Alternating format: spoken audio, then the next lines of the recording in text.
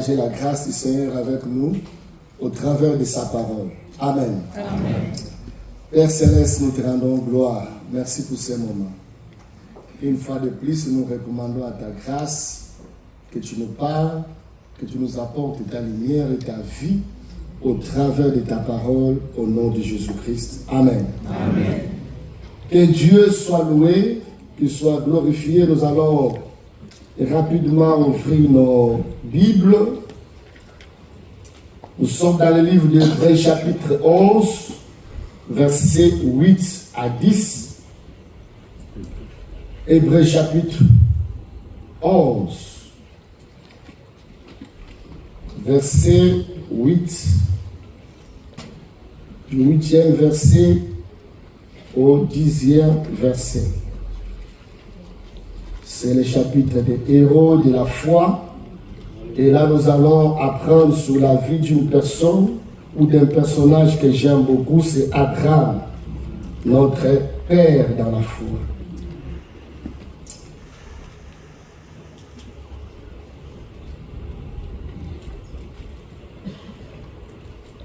C'est par la foi qu'Abraham, lors de sa vocation, obéit et partit pour un lieu qu'il devait recevoir en héritage.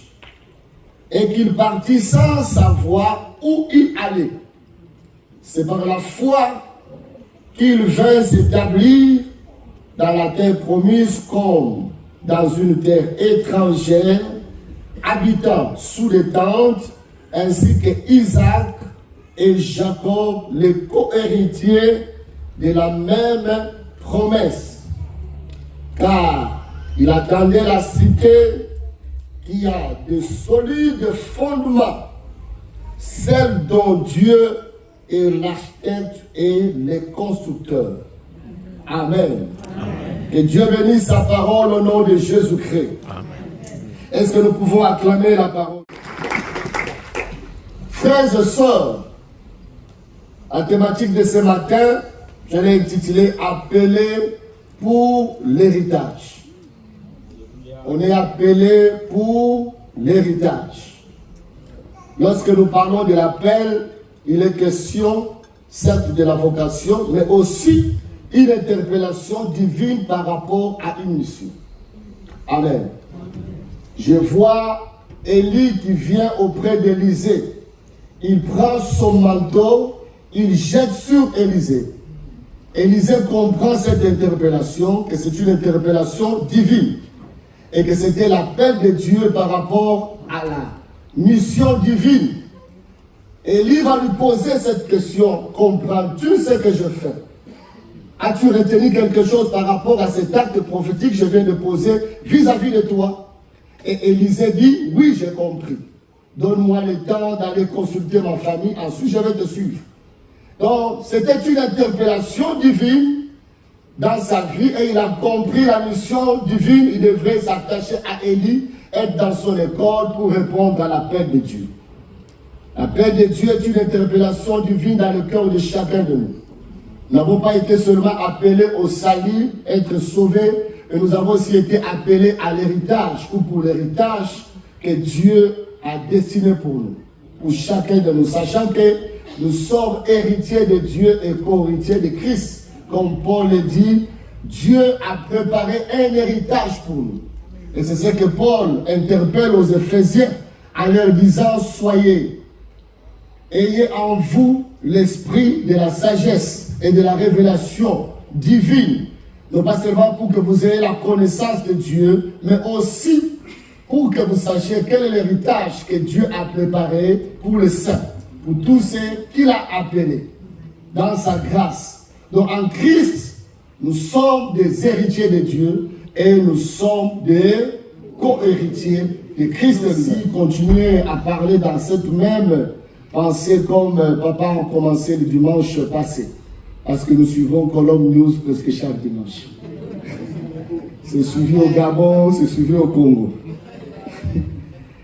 Alors nous allons continuer avec cette même idée. Alors parlant de l'héritage, c'est un bien transmis par la voie d'une succession, soit à la mort de quelqu'un. Mais je ne vais pas seulement me limiter à parler de la mort On ne doit pas seulement attendre la mort de la personne pour hériter. Quand nous suivons la parabole du fils prodigue, on n'a pas attendu la mort du père. Mais le fils a demandé l'héritage pendant que le père était encore vivant.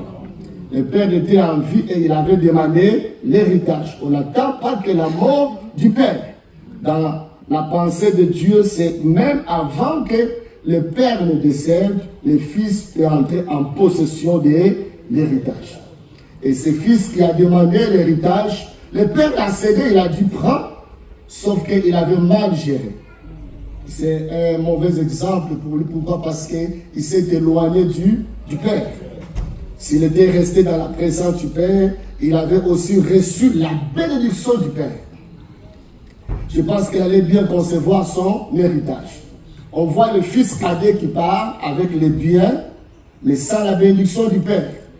On voit Jacob qui quitte la maison d'Isaac sans les biens, mais avec la bénédiction du père. Donc l'héritage n'est pas que matériel. L'héritage est au-delà de matériel. Ça peut être un savoir, une connaissance, mais aussi une bénédiction qu'on peut recevoir du père, qui peut être transmise de génération à une autre. Car l'héritage est générationnel. Et il n'est pas seulement pour un seul individu, mais souvent il est communautaire, souvent il est familier, souvent il est d'une génération. Amen. Et le fils cadet avait reçu son héritage, malheureusement, il avait mal géré. C'est ainsi, frères et sœurs, par rapport à l'héritage, responsabilité prophétique de chacun de nous par rapport à l'héritage. Dieu nous confie l'héritage. Et il est question que chacun de nous assume la responsabilité spirituelle, ce que j'appelle des fois responsabilité prophétique par rapport à l'héritage. Quelle est notre responsabilité? Beaucoup nous réclamons l'héritage, mais nous ne sommes pas prêts à le gérer. Nous ne sommes pas prêts à assumer notre responsabilité prophétique par rapport à l'héritage. Dieu nous a bénis dans cette communauté. Nous avons plusieurs églises en Afrique et nous avons une grande famille ici en Europe avec vous. Et tout ce que Dieu nous a donné au travers de notre papa, par son ministère, c'est un héritage.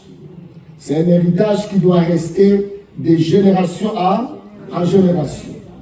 Et chaque génération a sa responsabilité. C'est ainsi que Dieu travaille. Dieu travaille, il est le Dieu des générations.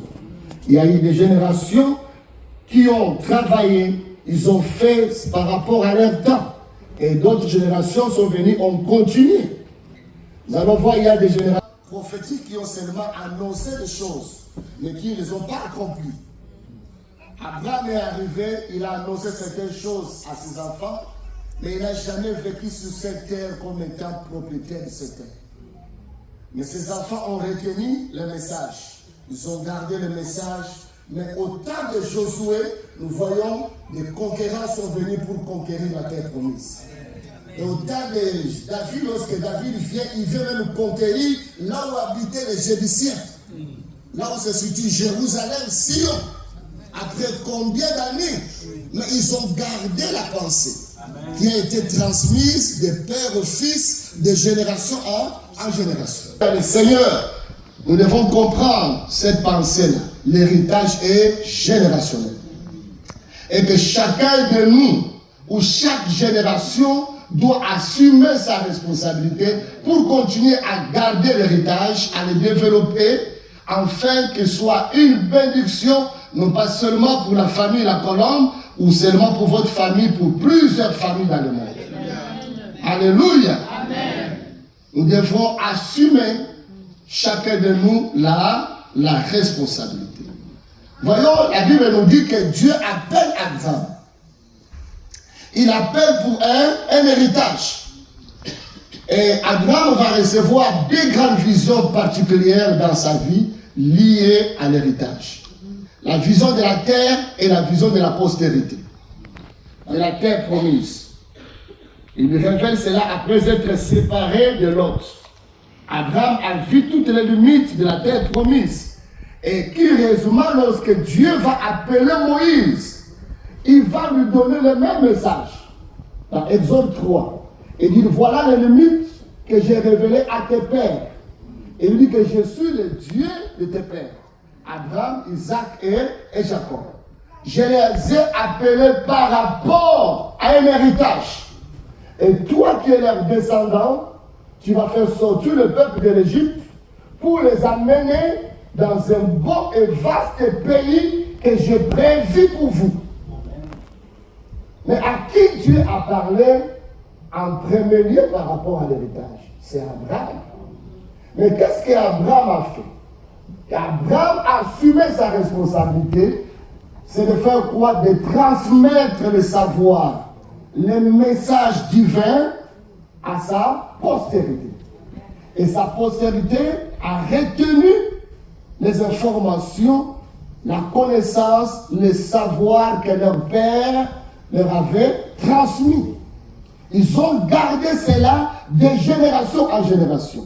Après un long voyage de plusieurs années, voire même, ils sont partis dans un pays étranger, vivant là-bas 4 siècles. Mais chacune des générations gardait le message prophétique. Ils savaient que Dieu nous avait promis une terre. Ils n'avaient jamais perdu l'espérance. Ils ont gardé le message et ils ont gardé la foi. Quelles que soient les années, la parole de Dieu reste vraie. Et elle finira par s'accomplir. Dites avec moi, la parole de Dieu est vraie. Les temps, les circonstances, les combats n'annuleront jamais la parole de Dieu. Elle est vraie et elle reste.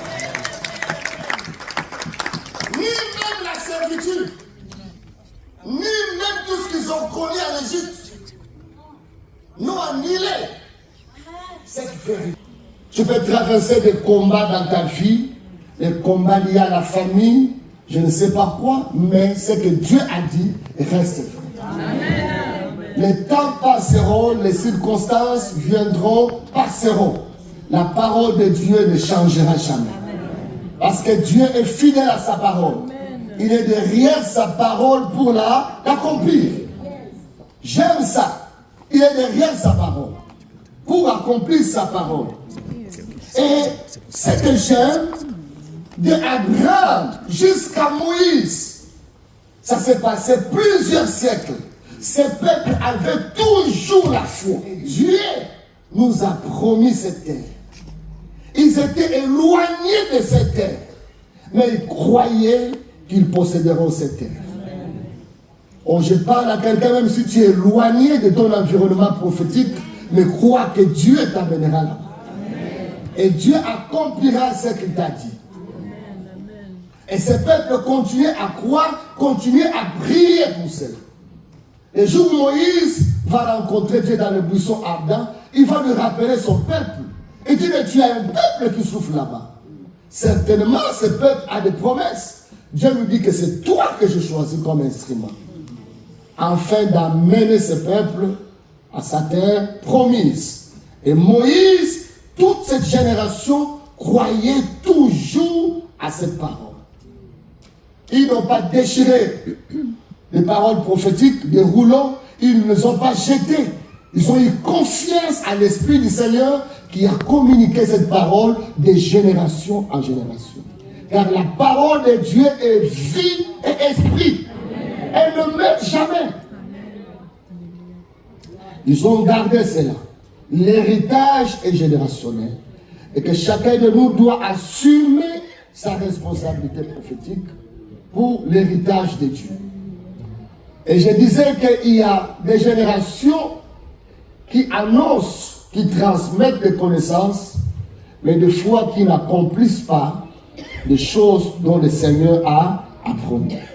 Mais il y a aussi des générations qui viennent comme des acteurs que Dieu utilise pour que ces choses s'accomplissent. Je donne l'exemple lorsqu'Isaac bénit Jacob. Il dit à Jacob, tu auras de bleu et de vin en abondance. Mais Jacob lui-même n'était pas l'acteur que Dieu a utilisé pour prendre possession de bleu. C'est son fils, Joseph. Joseph n'a jamais reçu la prophétie de bleu. Mais il vit ce que son père ce que Dieu a annoncé à son père. N'attends pas seulement qu'on prophétise sur toi, mais sois animé par l'Esprit de Dieu à poser les actes que Dieu te demande. Tu poseras des actes prophétiques sans recevoir la prophétie. Alléluia. Soyons toujours souples avec l'Esprit de Dieu. Parce que l'Esprit de Dieu peut te pousser à poser un acte, une action. Tu te dis pourquoi je le fais. On sait que tu fais là, même si Dieu ne t'a pas dit de le faire. Mais obéis à l'Esprit qui te pousse à le faire. Tu comprendras plus tard, l'acte que tu es en train de poser a été annoncé. Avant que tu sois né, avant qu'il ne soit né, Joseph d'Arimathée, peut-être qu'il n'avait pas lu Ésaïe. Ésaïe a dit que le tombeau de Christ sera parmi les riches. Mais Dieu n'a pas utilisé Pierre. Parce que Simon n'avait pas peut-être de moyens ou des relations pour avoir ce tombeau-là. Mais Dieu va utiliser un disciple en secret. C'est un disciple qui est Joseph d'Arimathée. Je vais dire à quelqu'un, tu es utile dans cette mission, dans cette communauté, dans cette église. Peut-être que tu n'es pas prédicateur, mais tu poseras un acte prophétique que les prédicateurs n'accompliront pas. Être aimé par le Seigneur. Ni Pierre qui disait qu'il aimait le Seigneur, mais c'est un disciple en secret qui va demander le corps du Seigneur et va l'ensevelir. Et là, la parole prophétique annoncée par Ésaïe va s'accomplir. Mais je pense que quand Joseph d'Arimathée posait cet acte, il n'était pas conscient. Amen. Il y a des gens qui assument des responsabilités prophétiques tout en étant inconscients. Amen. Mais qui sont seulement animés par l'Esprit de Dieu, soit par la bonne volonté. Mais ce qu'ils accomplissent est prophétique. Pour Joseph d'Arimathée, je ne peux pas permettre que le corps de mon Seigneur pourrisse ceci. Et c'est le sabbat qui arrive, où personne ne doit travailler. Alors je dois demander ce corps. Mais je ne le mettrai pas n'importe où. C'est parmi les tombeaux des riches. Est-ce que tu peux parler à quelqu'un que tu es utile dans tout ce que tu fais? On dit que tu es très utile. Tu poses des actes peut-être d'une manière inconsciente, mais sont des actes prophétiques. Alléluia. Même lorsque le roi va annoncer le recensement, il dit que tout le monde a essayé de faire recenser chez soi. Dans sa terre d'origine. C'était un acte prophétique, c'était une parole liée aux actions prophétiques. Parce que là où habitaient Marie et Joseph, Jésus ne pouvait pas naître là-bas. Il devait naître où? À Bethléem. Et Marie et Joseph vont s'arranger, retourner chez eux, à Judée. Amen. Et lorsqu'ils vont retourner là-bas, dans des grandes villes, il n'y avait pas de place. Rien ne se fait par hasard. Dieu est le maître des temps et des circonstances. Marie et Joseph, pour eux, c'est une déception. On ne nous a pas accueillis. Mais tout était dans le plan de Dieu. Amen. Et les bergers ont dit que nous, on a de la place pour vous.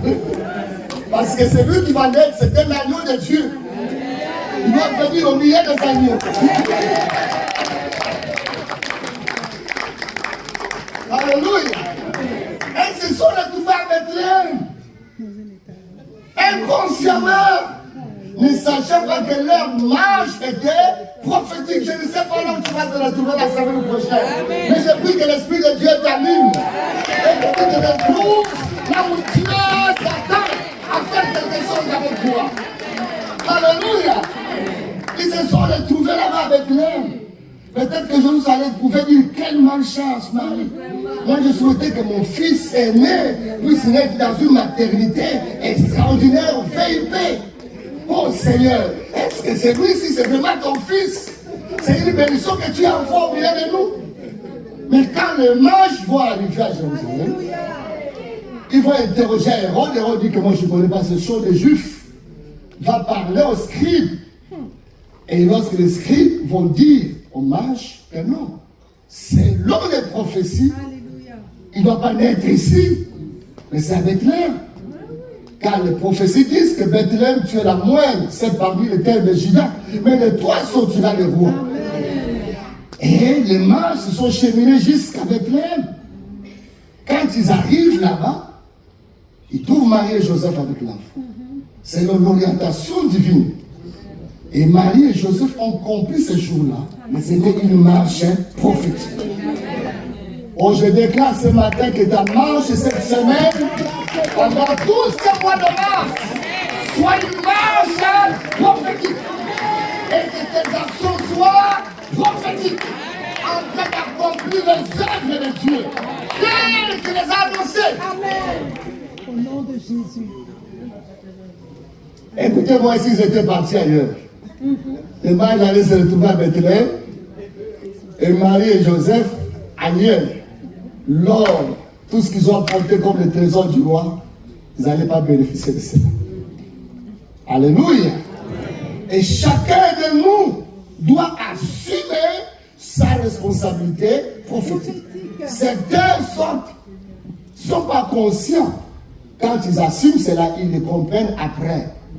Que ce que je faisais était dans la pensée de Dieu. Et d'autres sont conscients, comme Jean-Baptiste. On vient lui dire, mais qu'est-ce que tu fais là? Qui es-tu réellement? Es-tu le Christ? Il dit, je ne le suis pas. Il ne dit même pas qu'il est un prophète. Il dit, je suis la voix de celui qui crie dans le désert. Je ne suis pas celui qui crie, mais je suis la voix. Amen. Il y a quelqu'un d'autre qui crie à moi. Moi, je suis que sa voix. Amen. Il criait dans Jean, c'est Dieu lui-même. Tel qu'a prophétisé le prophète Ésaïe. Moi, je suis là, l'accomplissement de ce que Ésaïe a dit. Je parle à cette génération, même si vous ne prophétisez pas.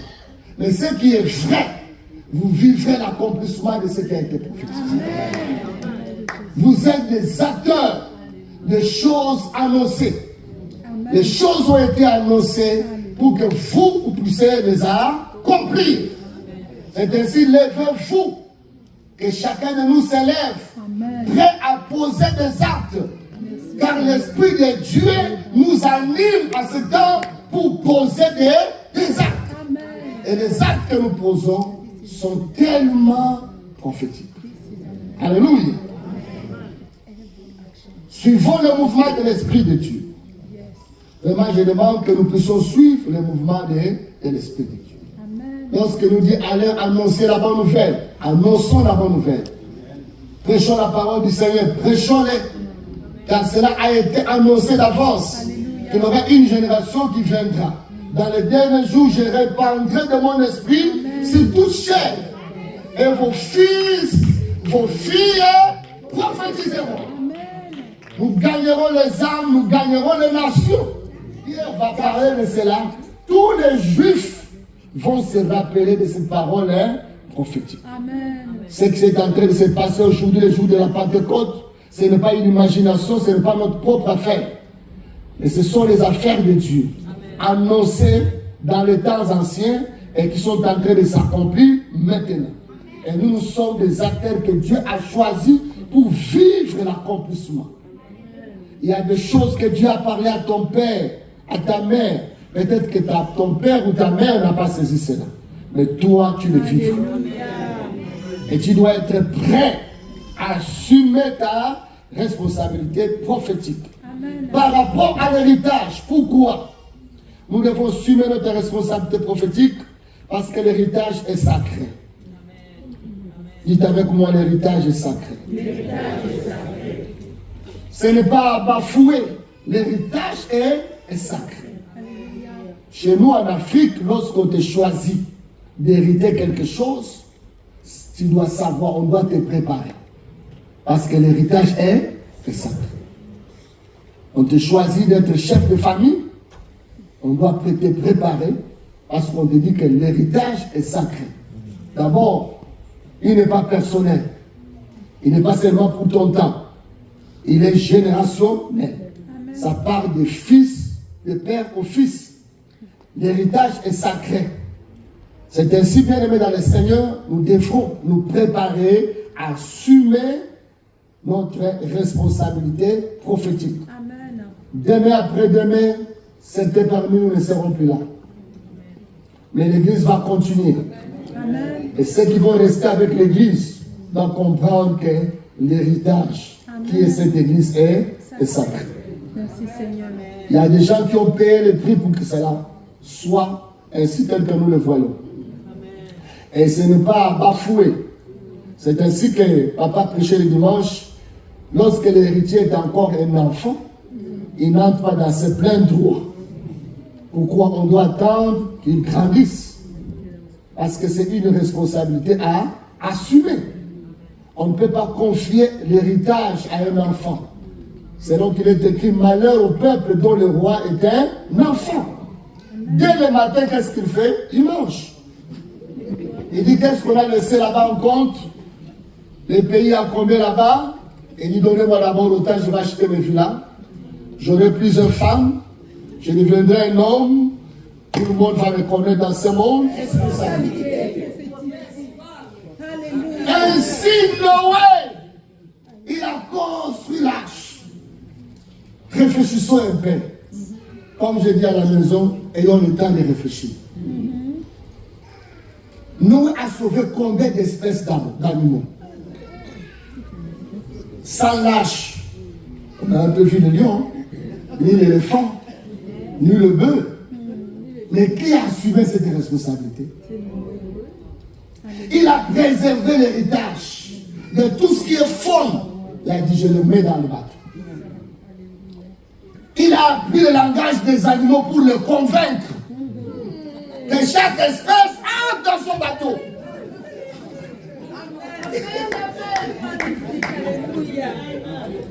Je vois mes frères africains qui viennent ici en Europe ne veulent pas s'intégrer. Mais comment vous gagnez les Européens dans la foi? Et surtout mes frères blancs et mes soeurs blanches. Vous devez vous intégrer. Apprenez la manière de vivre pour les gagner dans la foi. Noé a appris comment les animaux vivent. Tu ne peux pas te familier avec les serpents, les lions, les ours dans l'arche. Si tu ne connais pas leur manière de faire et tu le mets sous la discipline, les lions, tu ne peux jamais dévorer un poulet ici. Jamais. Tout le monde va rester vivant ici.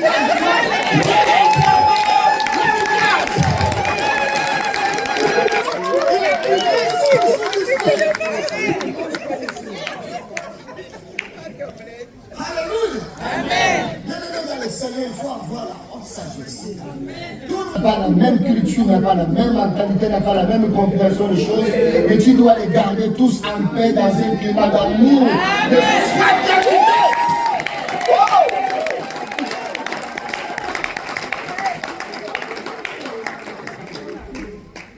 Amen, amen. Amen. Nous avons notre église de Libreville, il y a des Camerounais, des Gabonais, il y a des Ouest-Africains, il y a des Congolais.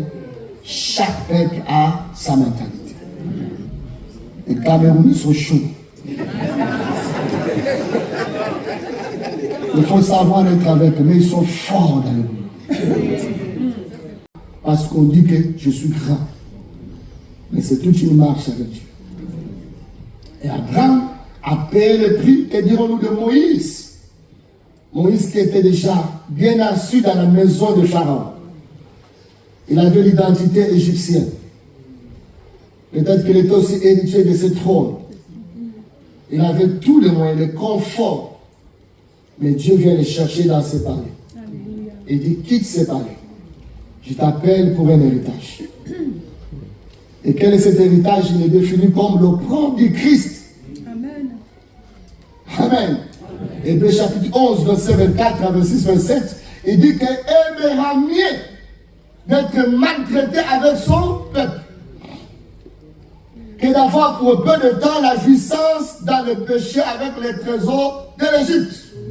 Moïse a quitté ces choses. Aujourd'hui, on voit les prophètes qui rêvent le palais royal. Mais hier, le prophète qui quitte le palais royal pour s'attacher au plan de Dieu. Alléluia. Il quitte le palais royal. Il y a des jeunes gens qui pouvaient dire à Moïse, Moïse, même si tu as découvert que tu es hébreu, personne ne le sait ici. Reste là où tu es. Ah, mais tu es bien. Il ne faut pas t'attacher à ce peuple. Il dit, je sors d'ici par rapport à ce que Dieu m'a dit. Amen. Alléluia. Il y a un héritage que je dois préserver. Il y a un héritage pour lequel je dois me battre. Je dois me sacrifier. Amen. Alléluia. Oh, je ne vais pas parler de mon pays, non. Allons-y. Quand un jour je parlais sur ça, j'avais des larmes aux yeux. Dieu nous a bénis avec une terre fertile, avec des richesses. Mais la responsabilité prophétique par rapport à l'héritage n'est pas assumée. C'est ça. C'est ça. N'est pas assumée. Seigneur, aide-nous. Alléluia. Amen. Et les larmes. Mercredi, parce qu'il va continuer mercredi. Et on se prépare pour dimanche prochain. L'héritage doit continuer, non? Amen. Je suis content parce qu'il y a un Colombianos. Il est là où je ne le vois pas, il est où là? Alors, parce qu'il m'a posé une question.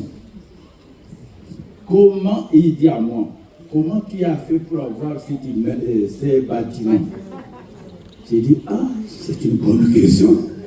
J'ai dit, 2019, Dieu nous a communiqué une pensée, sa parole, il a dit, lève-toi et bâtis en 3 directions.